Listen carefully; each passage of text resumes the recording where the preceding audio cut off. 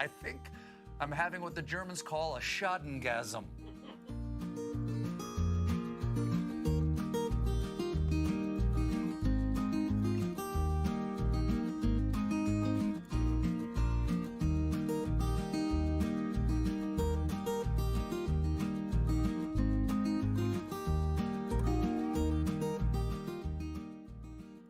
Where do they teach you to talk like this? In some Panama City sailor want a hump bar? Or is this getaway day and your last shot at his whiskey? Sell crazy someplace else.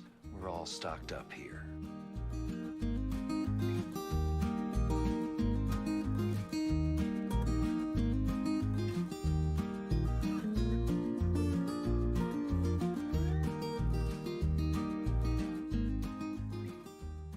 Guess what? I got a fever.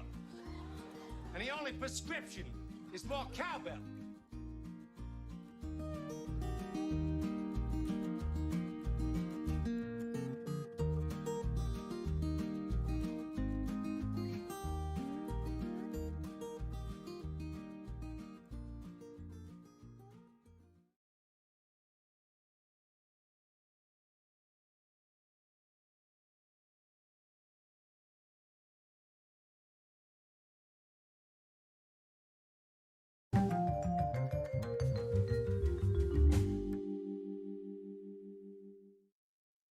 Hey everybody, hello, welcome to the Sunday live stream from the studio. It's been a couple weeks. Today I'm going to continue on my Office character series. I'm probably not going to do the Office characters every week from now on until they're done. I'll probably do some off camera, just in my own time, maybe just do a few of my favorites, and do other stuff in between. It's just something I'm kind of interested in right now, so I thought I'd share my sketching process with you guys. As you can tell from the dramatic lighting overhead here, I'm actually going to be doing a real drawing board demo with pencil and paper today, just because, for a little bit of a change. I do a lot of digital drawing, and it's good to get back to the pencil and paper every now and then. I personally think I draw a little bit better with pencil and paper or with charcoal than I do drawing on the computer. However, drawing on the computer, I do like the fact that I can sketch paint with shapes rather than lines. I like that a lot too. But I don't love drawing with lines on the computer just because it's, I don't know, not as intuitive to me. It doesn't feel the same. But both are good. Anyway, Debbie will be joining us in a minute here. I have one announcement in that I've been doing a little bit of spring cleaning around here, and actually I have a bunch of old tablet and drawing tablet devices that I'm looking to get rid of. I'm going to be selling them, actually, just maybe on Facebook Market or Craigslist, I don't really know. But I wanted to give my viewers on YouTube the first chance to get the good deals on these. I'll probably formally have it available next my next stream. I want to set up maybe a private page on my website where you guys can go to check it out. I have like an old Asus eSlate tablet, Surface Pro, a couple other things. I have a really nice, actually, Intuos Wacom tablet that's pretty new. And I'm going to just rock bottom prices. I just kind of want to clear them out of the house, basically, and make some space. So I'll keep, stay tuned for that for next week, or next 2 weeks, I guess. I'll announce it for you guys first before opening it up to the general public. Anyway, with that said, I guess we can just go ahead and get started here. So today I'm going to be drawing Kevin Malone, one of my favorite characters from The Office. I love this guy. He's so adorable. He's so funny. They didn't use him enough. But maybe they used him the right amount. I don't know. You have a really sort of eccentric, funny character. You don't want to overuse him, I guess. But I've always thought to myself, if there was an Office spinoff, I would totally watch it if it starred Kevin. And Creed, maybe.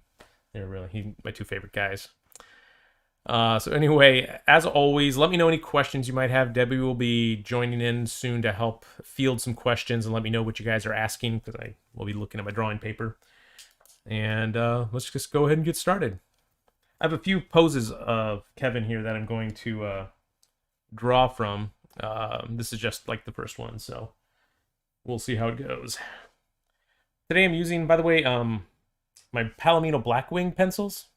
They're really, really good sketching pencils. I got them sharpened pretty long so I can use them on their side or use them up on the tip. But I'm going to start first with some just rough concept sketches. I haven't done anything on him. I've never sketched him before, as far as I know. And I'm just going to try some thumbnail sketches just to figure out the level of exaggeration I want to do and just explore that.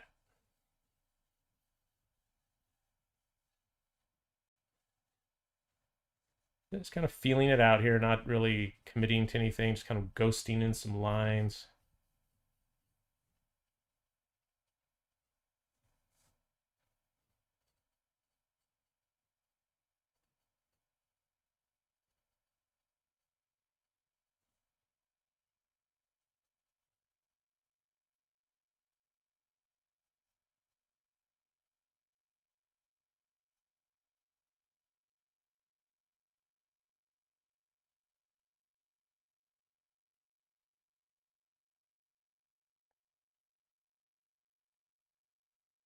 I love this haircut they gave him. Just makes his head look extra, just wide. Sort of a very odd hairstyle.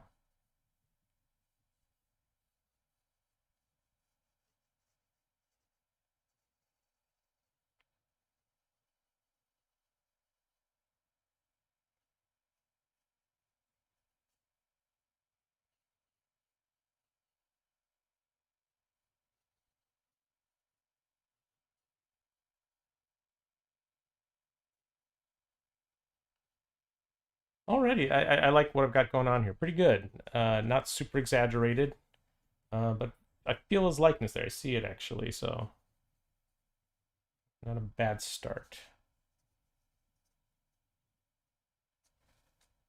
Yeah, let's go ahead and switch to a different pose and see what we can do here.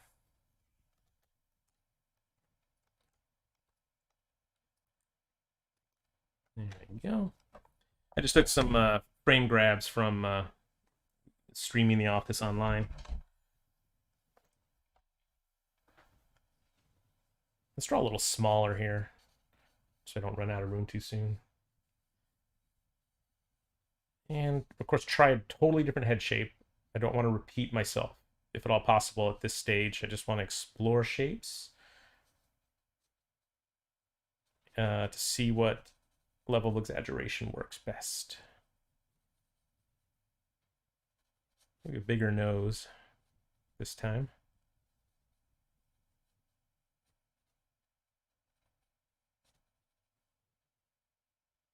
I see his mouth as being pretty close to his nose. He has a pretty downturned ball on the end of his nose.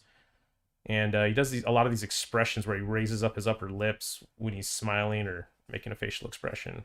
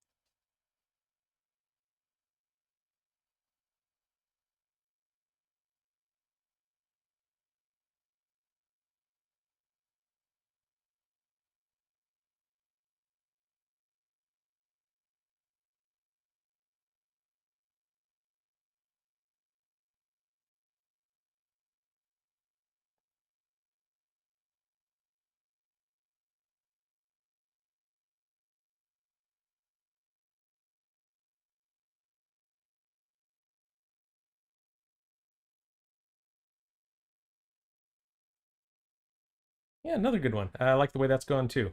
So I can definitely get away with a stronger exaggeration. That's good. Let's take a look, see if we have any questions here, because Debbie's not quite here yet, I guess. Ninja Nate asks if this is for fun or a commission. Just for fun. Yeah, it's just a personal piece. I love The Office, and I every time I see it, I watch it a lot in reruns, and I just like, I gotta do some caricatures of these guys. So yeah, just for fun, just a passion piece. Alan asks, being a big fan of The Office, have you ever seen the British version with Ricky Gervais, and what is your view of it? Yeah, I've seen a couple episodes, like maybe one in its entirety. But of course, I watched the American version first, and when I saw it, I'm like, oh, I can tell how much the American Office copied so many of the tropes and characters and stuff. I think the American Office did the characters with a bit more broad appeal and subtlety, and the jokes I think land a little better. And it's the first season of the American Office is cringeworthy, but not as much as Ricky Gervais version. It's hard to watch his character so much because he's just so over the top. And they tried to make Michael Scott that way the first season, I think. But then by the second season, they realized if they want this series to sustain itself and go past a season and people to continue watching, they had to make Michael Scott a little more sympathetic and likable. So they toned down how much of a jerk he was, because he was kind of a jerk, kind of like the Ricky Gervais's boss character. But anyway, yeah, I don't know. I don't really see a reason to continue watching the British Office, because it's like the American Office in the first couple seasons sort of did everything that show did, it looks like. Because every time I see a bit of it, of the British version, I'm like, oh yeah, that's that episode of the American Office where they did this or that. So, yeah, I mean, I'm not opposed to seeing it, but I haven't, it's not a priority. Okay, let's see, before I get into more questions, let's try a new sketch, a new photo.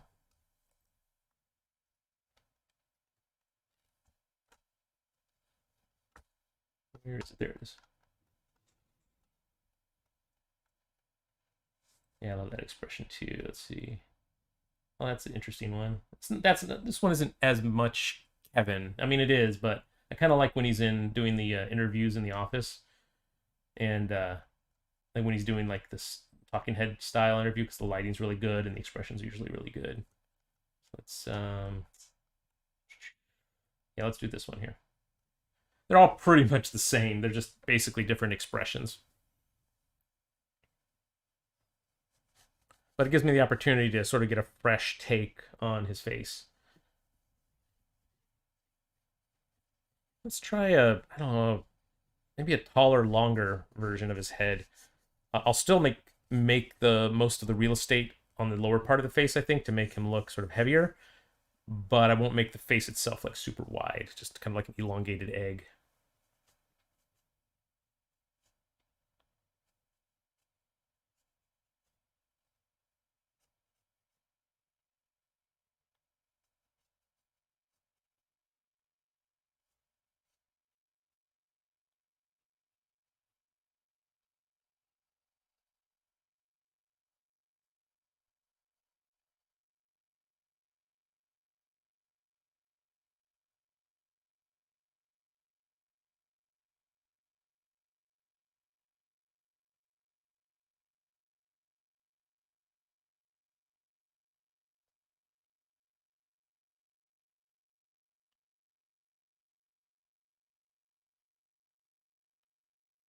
I love this expression on his mouth. It's very much his character. It's very Kevin. This sort of pursed lips, duck lip expression.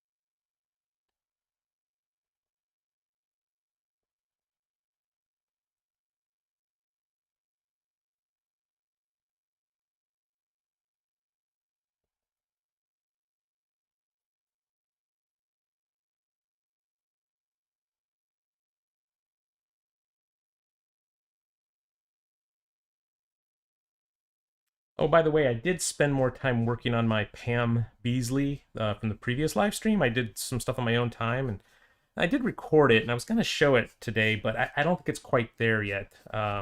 It's good. It's better. It's better than what I accomplished in the last stream.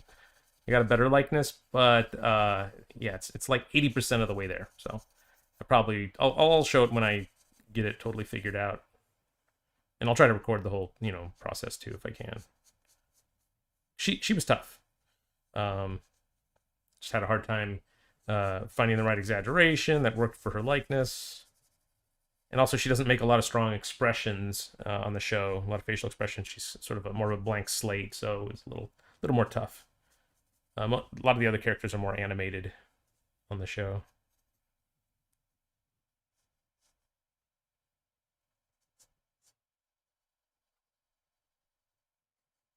Yeah, and I see it definitely a grain of a likeness in this too. This could definitely work, this direction here. I can see now my first sketch really does need to be a lot more exaggerated. At least I can get away with more exaggeration. I like the second one, I think. Let's go ahead and do a couple more. I've got several photos here to work from. Let's see what else is people are talking about here.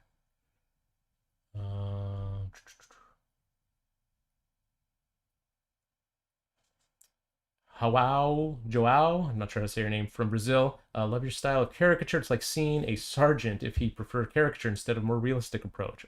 Thank you. That is a huge compliment. I'm a big fan of Sargent. Jim asks or says, the US version is a sitcom, but the UK version is a mockumentary. Very different styles.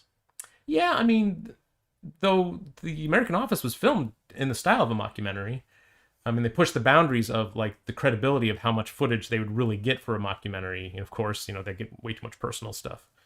But I kind of liked how in the last season they went really meta and they addressed the fact that it was being filmed as a documentary and the characters had interaction with the film crew. I thought that was a nice twist. Okay, let's go to my next one here. Where's my other... Let's see, I got to open up my new document here of Kevin faces. Okay. Let's zoom in here.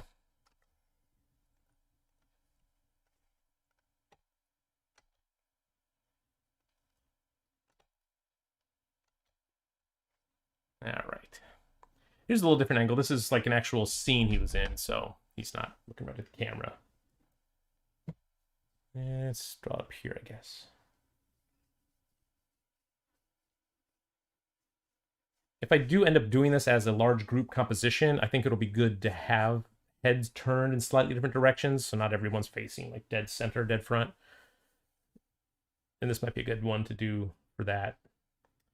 His head's actually kind of leaning in this way. Let's make the cranium come in right here.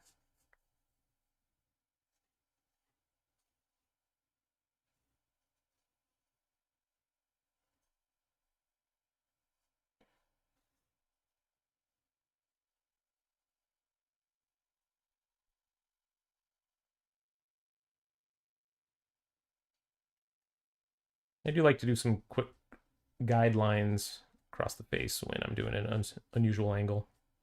Helps keep things aligned.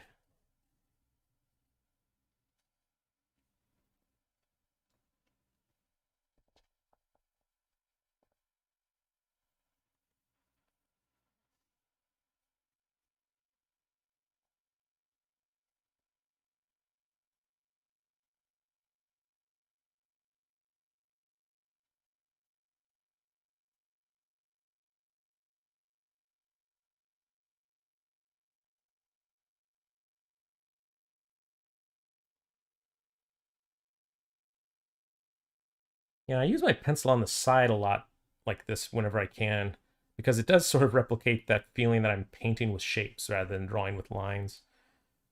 And it's just how I like to build forms. It's just I think to me it's a little more intuitive than drawing with lines.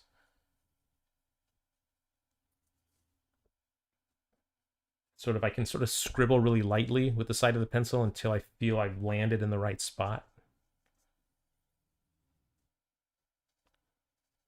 And that's basically all I'm doing when I'm digitally paint sketching.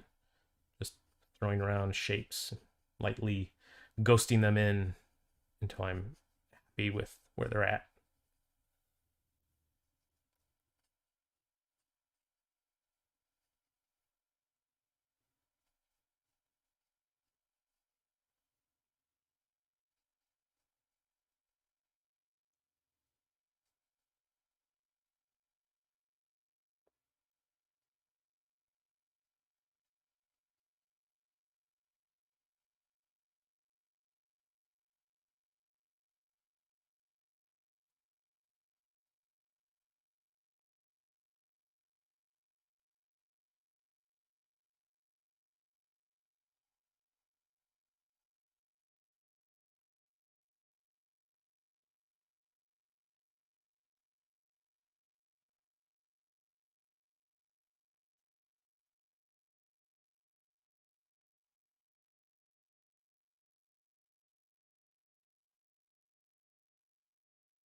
Hello.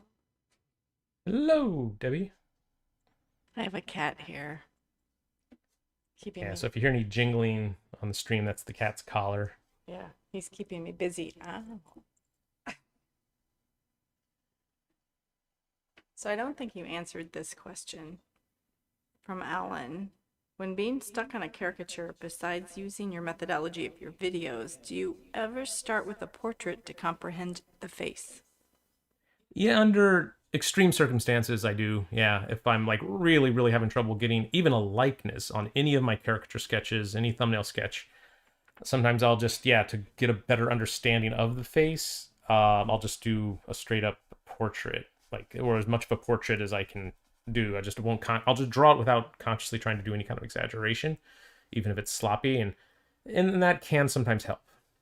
But if it's at that point, it's kind of like, man, that's like the Hail Mary pass. It's kind of like, man, I've exhausted ideas. I don't know how to draw this person. I don't have how to caricature them. I'm just going to do a portrait and give up. But yeah, it does sometimes help you figure out a way then to caricature the person. Because it's kind of like when the more you draw someone and the more you draw someone successfully with a good likeness, caricature or not, I think you can more easily regurgitate that information. You're sort of ingraining it into your subconscious so that you can regurgitate it. And also, when you can do that, I think you're more likely to be able to change it now that you're comfortable with getting the likeness, because you're sort of familiarized with the shape of their face, the which eye is bigger and smaller, the little quirks of their likeness. So yeah, that's definitely something you can do, and don't feel ashamed about doing it if it helps. Okay, let's try a different face here. I'm just gonna keep on trucking, doing different faces since I have so many of him. And this great little devious smile here.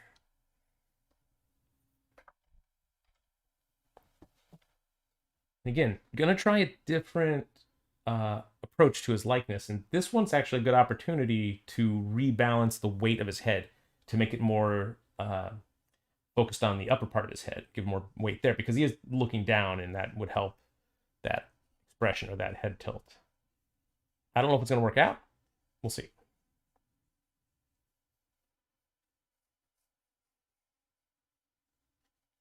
Just draw his eyes a lot lower on his face.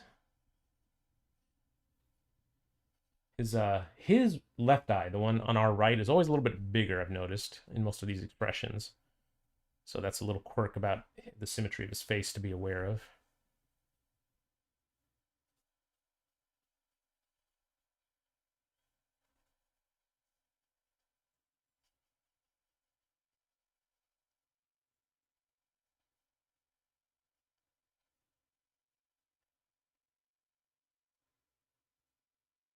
I can't decide if I want to give him a short nose in most of these or a long nose.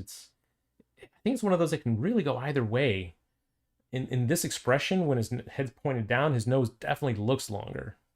So I guess I'll just go a little longer on this one.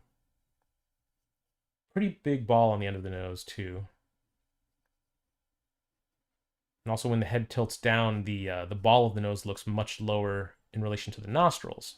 So make sure you compensate for that when you're doing extreme head tilts. I'm just going to bring that mouth right up to the tip of that nose. The smile's almost like classic Joker smile here. Like an evil genius.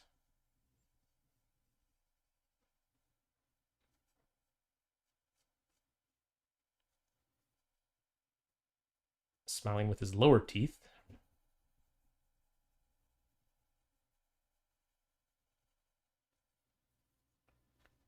And his lips pretty flattened out in this expression because the smile is so wide.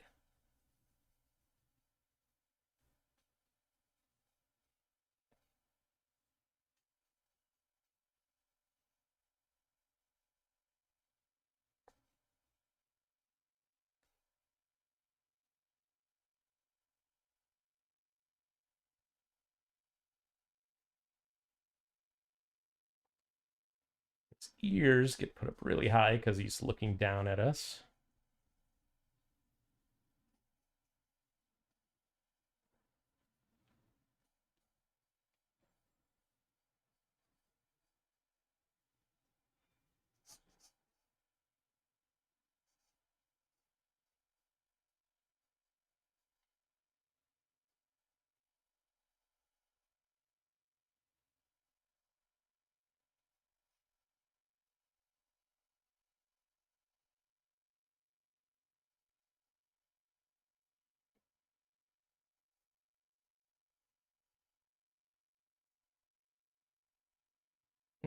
It's funny, but yeah, not the strongest likeness out of the bunch, I don't think.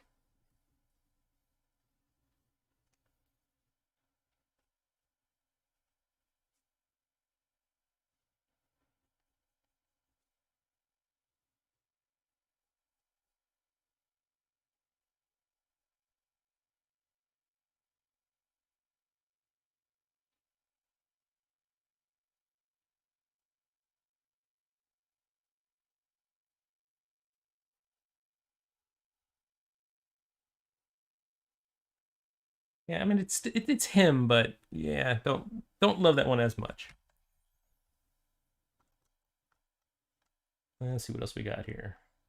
Oh yeah, that's a good Kevin look there. When that one's good.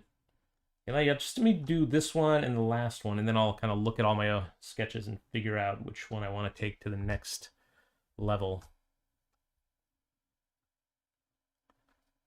I have to draw a little smaller to fit him in the bottom here.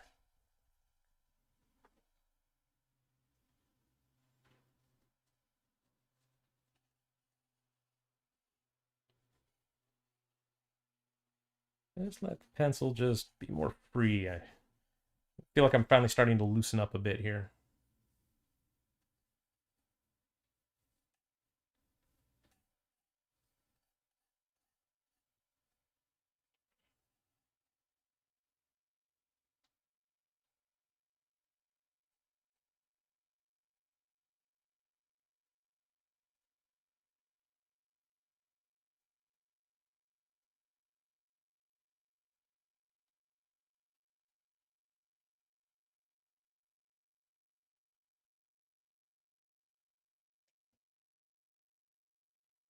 Cord, I don't know if you answered this. What pencil are you using? Like a 6B or? This is just the Black Wing by Palomino. It's not. It doesn't come in different. It has like two different grades basically, and they don't come in traditional hardnesses like normal pencils. I guess they're sort of the pencil, or it's a revival of the pencil, I guess, that was favored by, like, I don't know, the Warner Brothers animators back in the day, and animators in general, like the Blackwing. Just a kind of a good sketching, all around sketching pencil. It's probably similar to like a B. Um, you know, it's fairly smudgeable. But yeah, if you want to do a full on pencil rendering, like a little cleaner, more of a fine art style, I would switch back to regular pencils that have the different hardness grades, because you can't really get a. I mean, you can, but you can't. It's a little less. It's a little trickier to get a full value range out of this one pencil.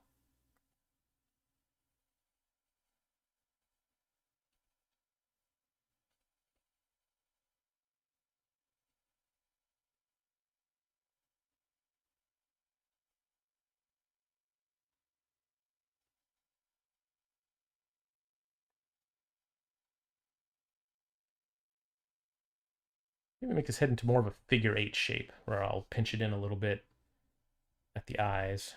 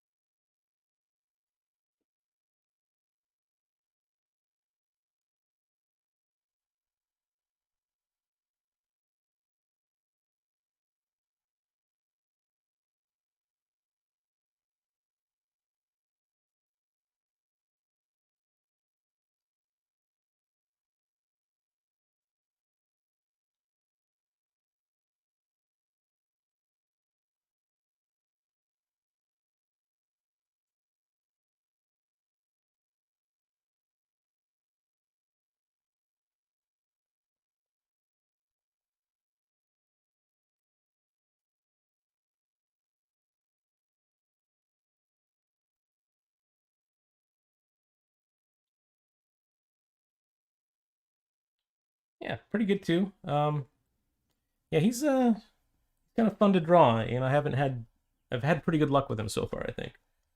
And let's just do this last one here. It's a bit of a different take where I think that's Kevin in a meeting. And let's just slide this over here so I don't waste a whole other sheet of paper and just draw him over here.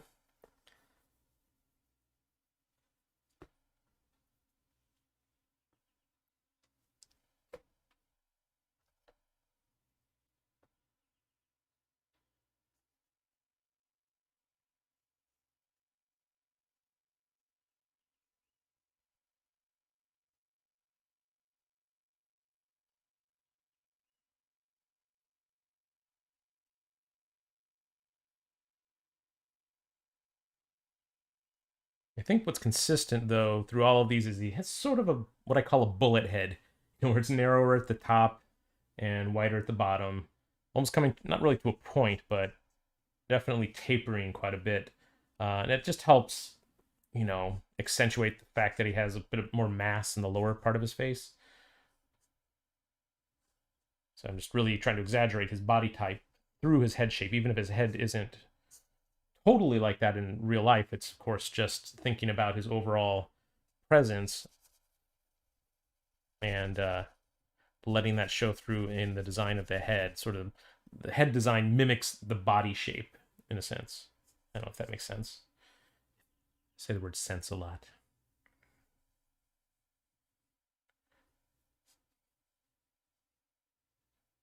His mouth's really small in this one here.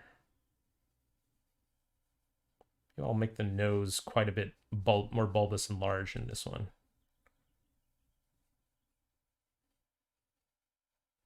There's a question about photographing traditional artwork.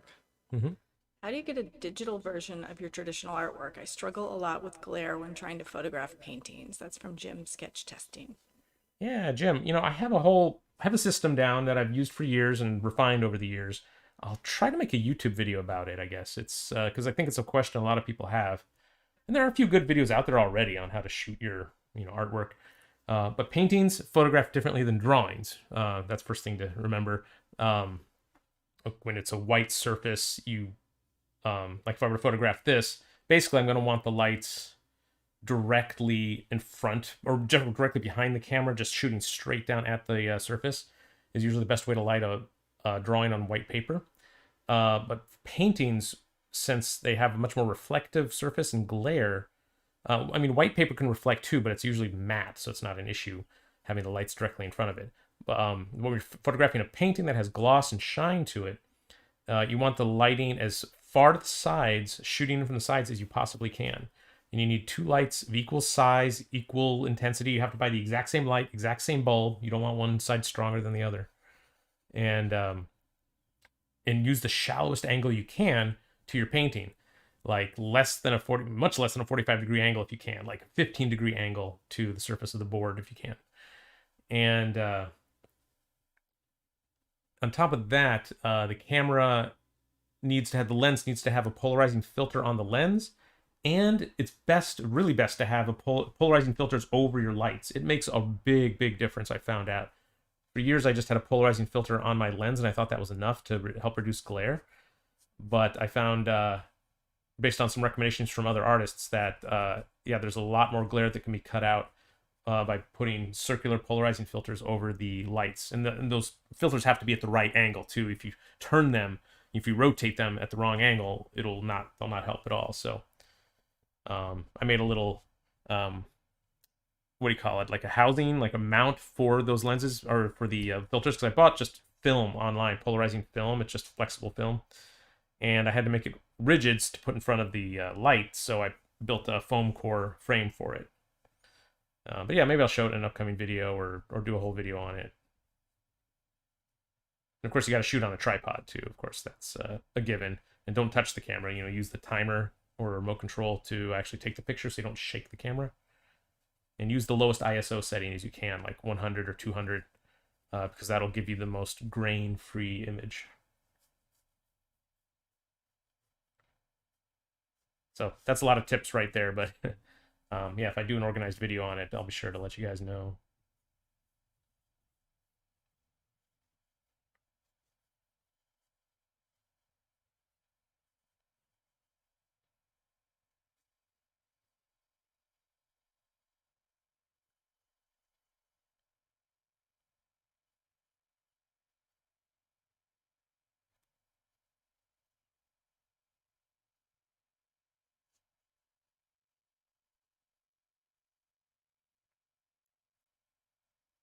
Okay, so there's the 4 newest sketches. Here's my first 3. Yeah, that one's really uptight by comparison. See how important it is to do warm-ups?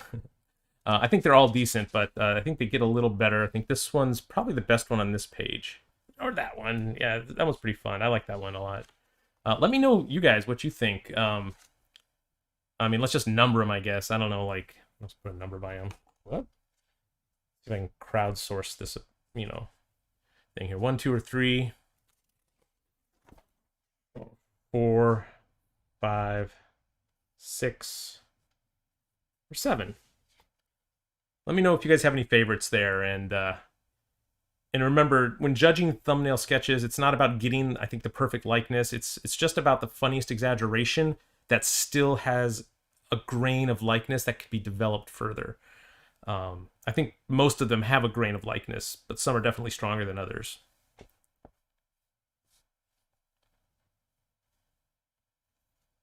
Yeah. So while we're waiting for people to pick, someone commented that these remind them of Bill Plimpton drawings. Oh, cool. Yeah, I can kind of see that. Bill Plimpton has a real sketchy style. You painted Bill Plimpton a while ago, didn't you? Yeah. Bill was a guest of honor at our National Caricaturist or International Society of Caricature Artists conference back in, I don't know, 2010, 2011, something like that. And we always paint and draw each other at the convention, and one of the paintings I did was of Bill, and it was an oil painting, and it turned out all right. I gave it to him, and he, said he liked it, so that was kind of fun for me. I don't remember if he did a sketch of me. I think a bunch of people lined up to get sketches by him. I don't think I got one from him. All right, if I did, I must have it stored away somewhere. Oh, and that's right. I forgot, before that convention, you and I think, met up with him at Comic-Con, and I did an interview with him. Yeah, for the Exaggerated Features magazine, right? Yeah, actually, I still have the audio somewhere. Maybe I should do something with it. Yeah, maybe. Oh, with his permission. Gotta go. Cat found a new place to jump. Where's that?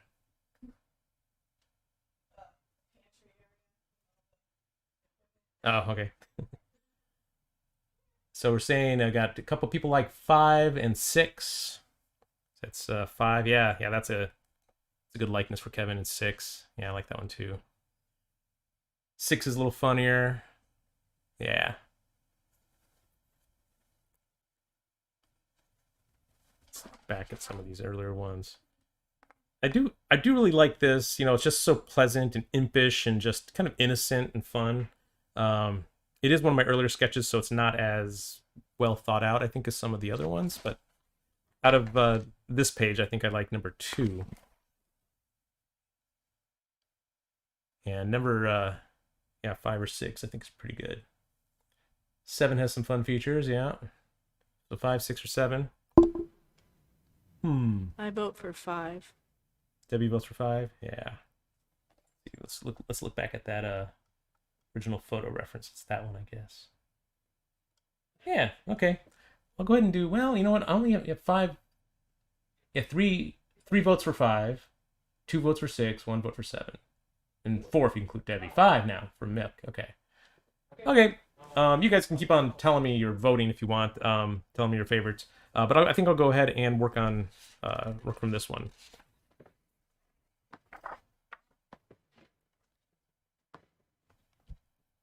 All right.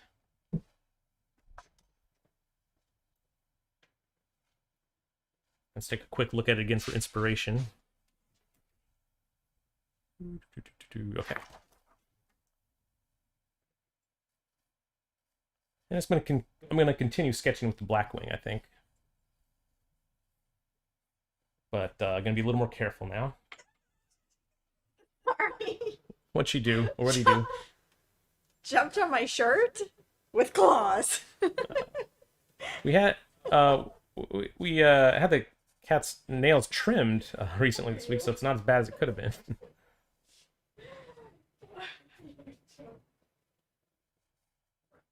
Yeah, the cat will sometimes be really quiet and just creep up on you and just jump without warning on top of you, and if you're not prepared for it, it's kind of a shock.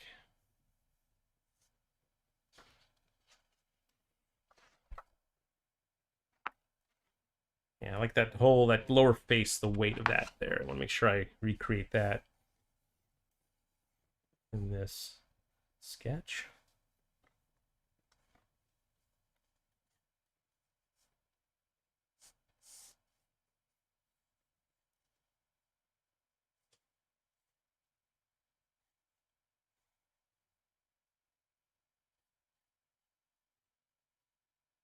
So I'll consider this, of course, my rough sketch. If you're familiar with my my process of how I usually like to work, my fundamental process is that I do these thumbnail sketches until I get one I like, and then I'll take the best one and make it into a rough sketch where my priority is to just refine the likeness, because I've already established the general feeling of the exaggeration, so I don't really need to do much on that end. It's more about just being more true to the person's likeness and actually getting the quality of their features, like getting the actual shape of his eye, whereas in the original sketch, you know, there's not much there. It's just a couple quick marks. And I'm not as concerned at this stage with anatomy and perspective. If it turns out so that the anatomy and perspective looks good, that's awesome. You know, I can maybe turn it into a painting at that point. But I don't stress over it, because I know if I think it looks odd or awkward, I can then do a tracing or an abstraction where I fix the features with the Riley abstraction.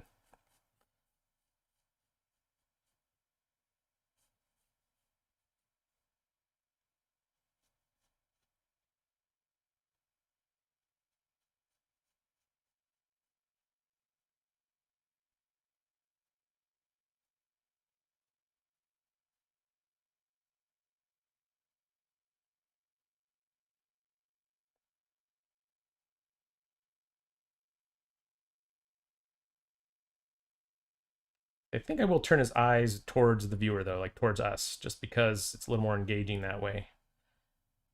And it's very plausible to have, you know, someone looking at that angle and then but having their eyes turned back towards us. It's not too much of a stretch.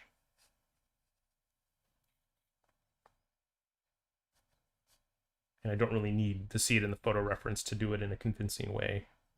Just changing the position of the pupils. So I'll lower these eyebrows a little bit, closer to the eyes.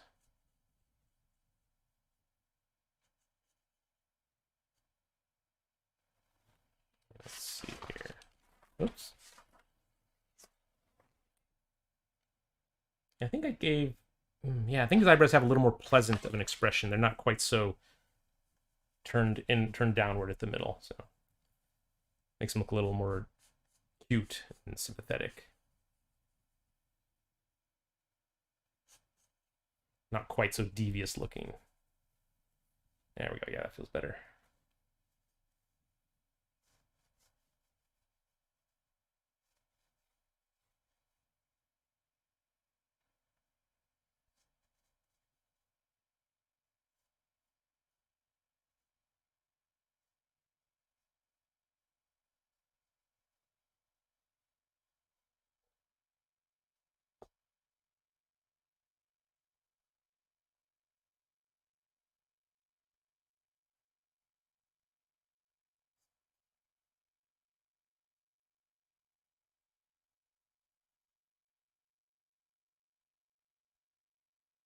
And let's see what I do with the mouth.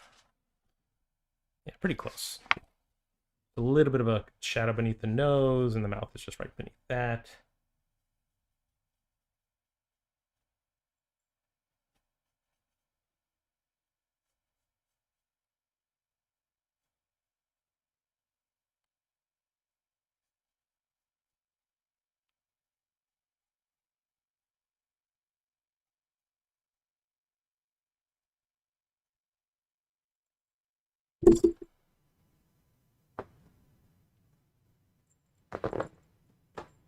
It almost seems like his lower lip kind of comes out in front of his upper lip just a bit. Even when he's got a closed mouth expression like this, it seems very typical for him.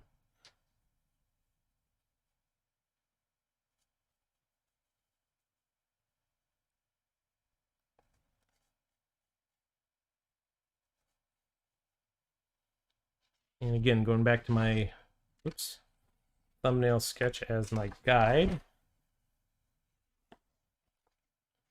I mean, it's a bit different actually, but I think the new one is still pretty successful so far. Just figuring out how far out to make this chin, like it should really protrude. I think for his face, yeah, his chin needs to come out a bit more in front of his face plane.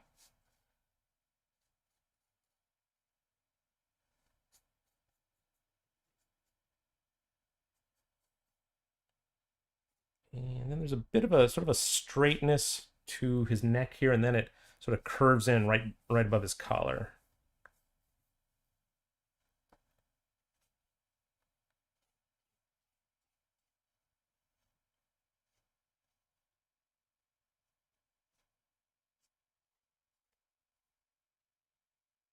Maybe a little bit bigger on the collar.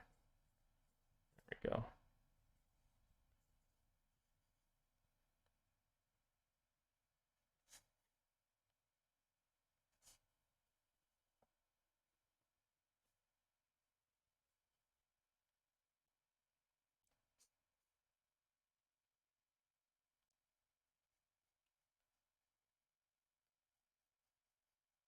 I'm going to switch over to my other pencil that I already have sharpened here. I sharpened a couple ahead of time.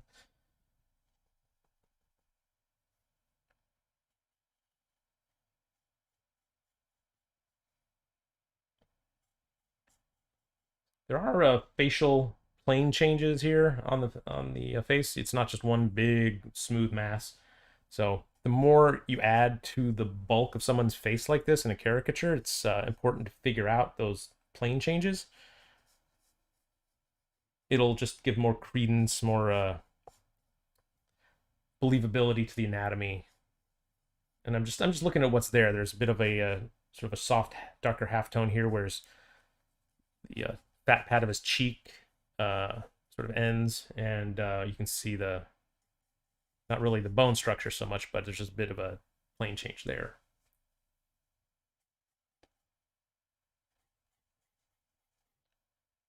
And the main plane change, I think, beneath the face happens right around here. It's a real soft transition. So very soft, wide edge. Right around here. And there's no true shadows on his face, honestly, because the lighting is so soft. Maybe under his nose, there's just a bit of a cast shadow for the ball of his nose. But I don't need to get into that too much at this stage, because like I said, it's just still a rough sketch, and while I do want to figure out the anatomy and the more specifics to his likeness, I don't need to like figure everything out. I don't want this to necessarily be the finished rendering. So that'll be, you know, I don't know if I'll do them all digitally or in paints or inks, but that's for further on down the road.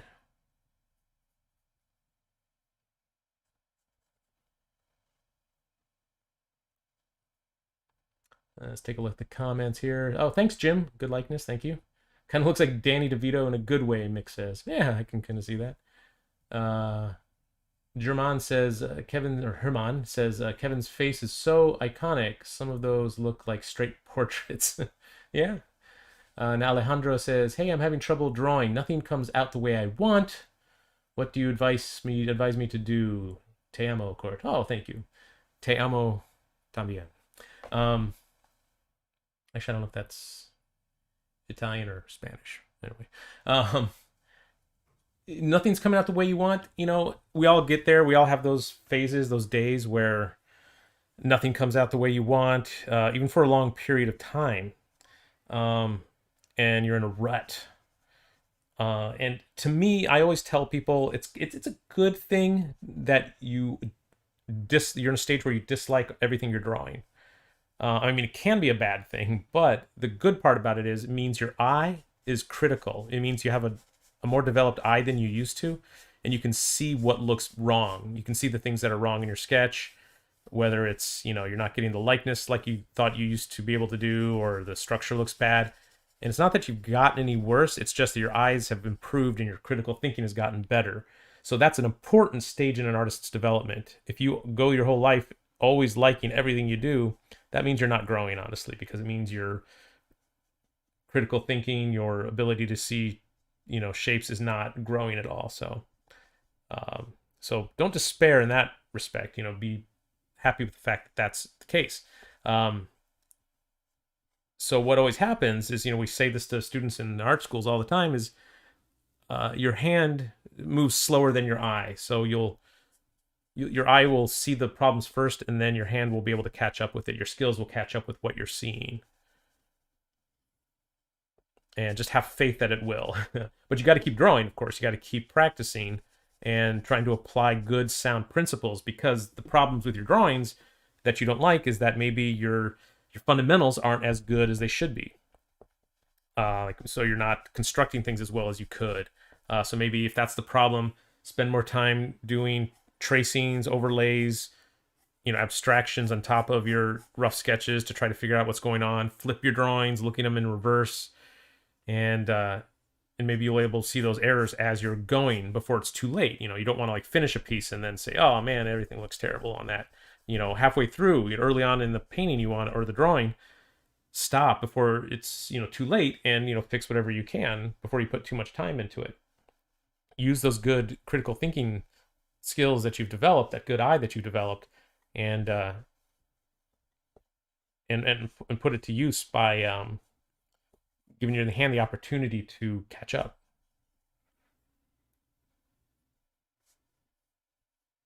Sometimes too, it can be you might need some inspiration from your favorite artists, like maybe spend some time doing studies. Just, not an inordinate amount of time, but just as a break from your normal drawing.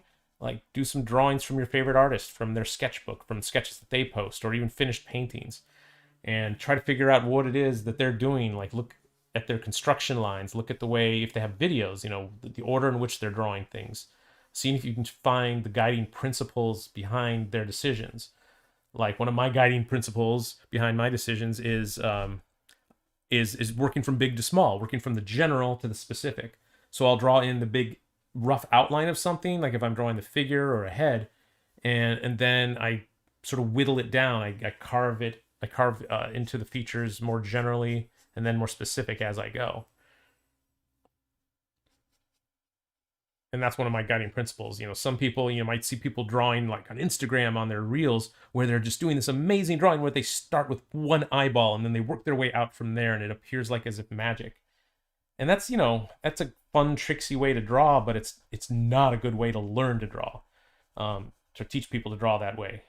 So, just fundamentally, I think it's good to just start with the big, broad shapes, and then, do the sort of the gesture, the concept, and very lightly, and then get more specific as you go and add the anatomy on top of it in subsequent iterations. So I maybe went off on a tangent there a little bit, but I hope that provides something for you to go to, something to look at in your own work, Alejandro, that might help you get out of your rough patch.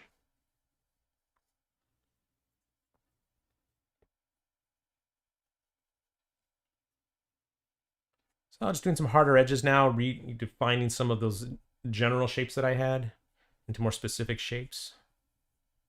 Committing to those decisions. Let's see, and I have somewhere around here, there they are. These little mechanical erasers, which are great for just pinpoint erasing little small shapes. So if I just want to get the highlight back in his eye right here, I can just take that. It's a little easier to use something like this rather than a kneaded eraser, because the kneaded eraser is kind of blunt and it's really hard to erase tiny areas. Also, one thing to note on the Blackwing pencils, the erasers are replaceable. Oh yeah, I could have used the corner of the Blackwing. That probably would have worked as well too. But yeah, these pop out, I guess. Don't want to pull it out right now, but yeah, you can replace them. I've never done that though, just because I always use kneaded erasers or an eraser like one of these.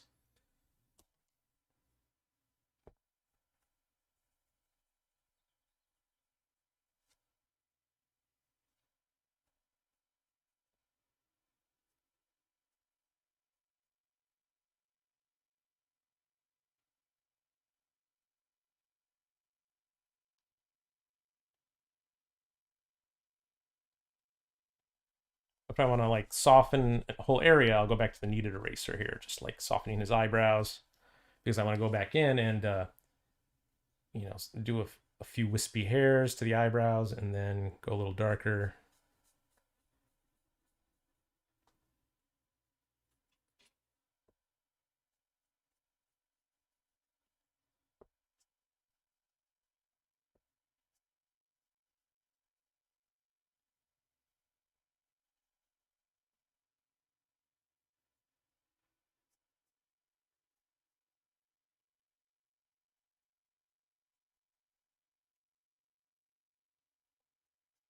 If you're using a photo like this, by the way, which I am, and the lighting is generally kind of soft and you don't see a lot of changes in the halftones, you can convert it to grayscale and maybe boost the contrast a little bit so that the forms become more obvious to help you in your drawing. Just be warned that, it'll get you a more contrasty drawing in the end if you're using that as your main reference, if you alter the contrast. But that's something to keep in mind too, is if make the photo reference work for you. Don't try to work against something that's making things more difficult for you.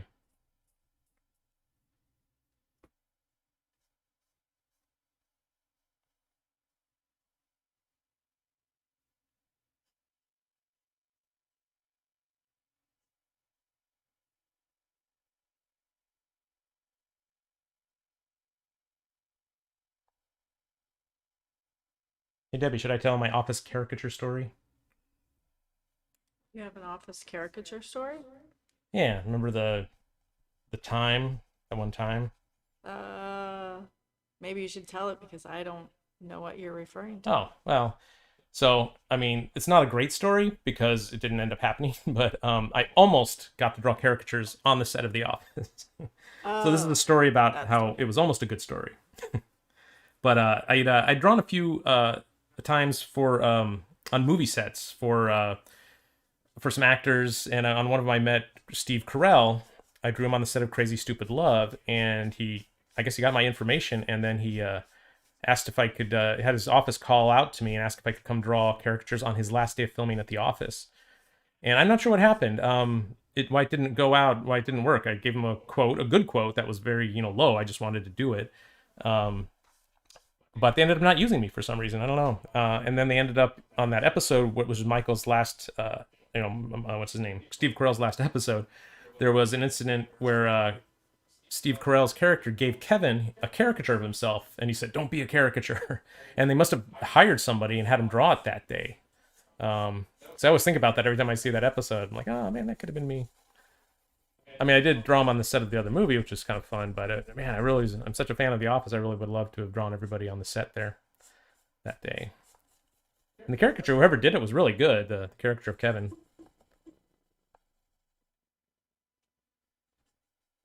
Wait, and that's the story. Not very good story, I know. So when did you draw Steve Carell? Was it at a... It was in like 2010 when he was filming Crazy Stupid Love. And then, then he had me draw on the set of Burt Wonderstone, actually. And I just drew mostly crew on that. Wait, so you drew on 2 Steve Carell movies? Yeah. And did he find you from that other guy that was in that Crazy... Yeah, the other guy from Crazy Stupid... What's that other guy's name? I can't remember. Ryan Gosling, I think. So jealous. Yeah, so Ryan Gosling hired me to work on a few sets, movie sets and parties that he was having. And, I met some interesting, folks there. And that's where I met Steve Carell on that one. Didn't get a chance to talk to him or anything, really. Just kind of drew him. But I drew, like, Emma Stone and Julianne Moore, some of the other actors, a lot of the crew. But yeah, if an opportunity like that ever comes up where you get to, like, draw, for a celebrity event, I think, it's a good story to have. So just, try to make it happen. Maybe I quoted too high. I don't know. I think I was actually quoting pretty low for the industry.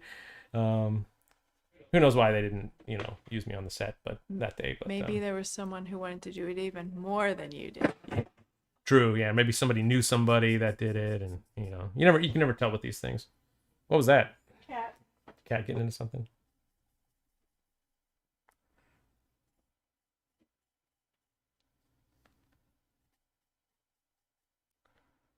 Make his cheeks sort of plump and rosy here. So I think the stream will be a little shorter today. I'm not gonna, go all the way till 1:30 like I normally do, because I'm just about done with this. So guys, let me know if you have any questions before it gets too late.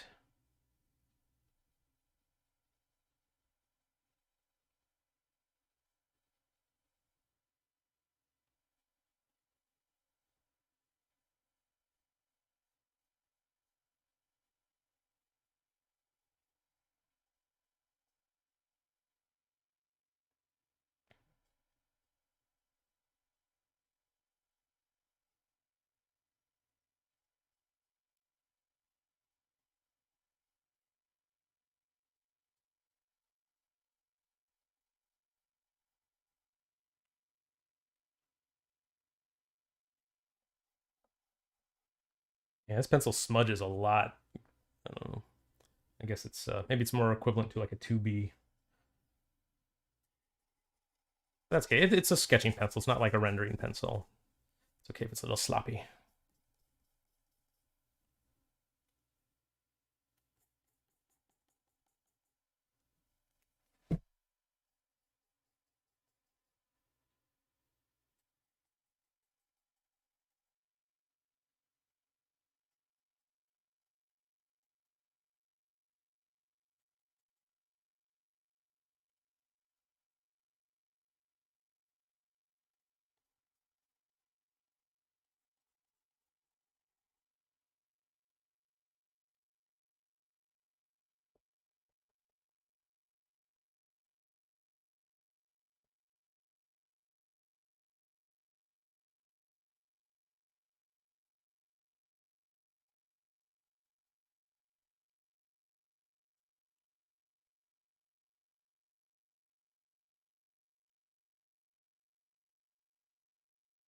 Okay.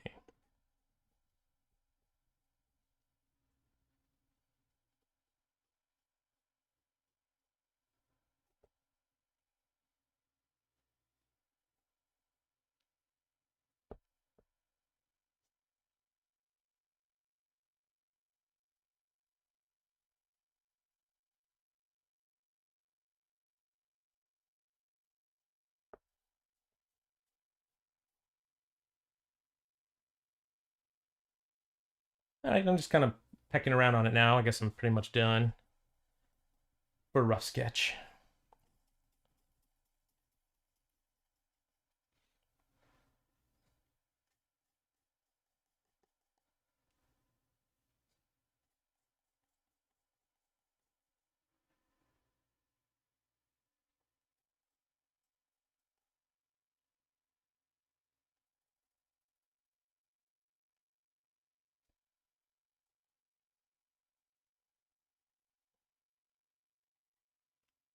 Yeah, I can do my best to clean it up here with my eraser.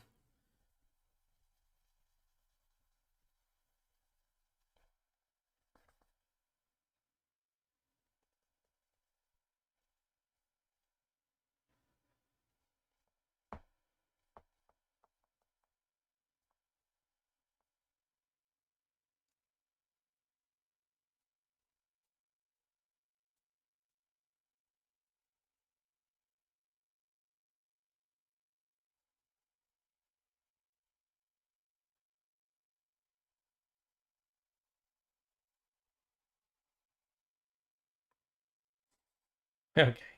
So I'm pretty happy with that. I think that says Kevin. I think the structure could be a little more figured out. It's a little, I don't know, doughy for lack of a better word, but not in a good way, so I think I'll definitely want to do a tracing of this or an abstraction on top of it to figure everything out and get things a little closer anatomy-wise to the to what's going on in his face for real. And there's this sketching or the cross-hatching and shading is a little ambiguous looking too, so that's what to expect in a rough sketch, I guess. I don't know if there's anything else. Shiny, hey Shiny, thank you, looking neat.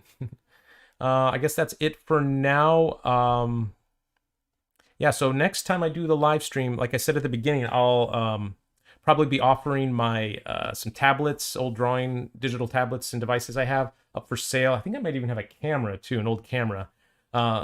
Just fair warning, it's old stuff, you know. I don't know if it's gonna be how long it's gonna be usable, honestly. Just want to give everyone a fair warning. I'll give the specs and the year and everything that they came from, and but it'll be really cheap if one of you guys want one of my old tablet or drawing devices.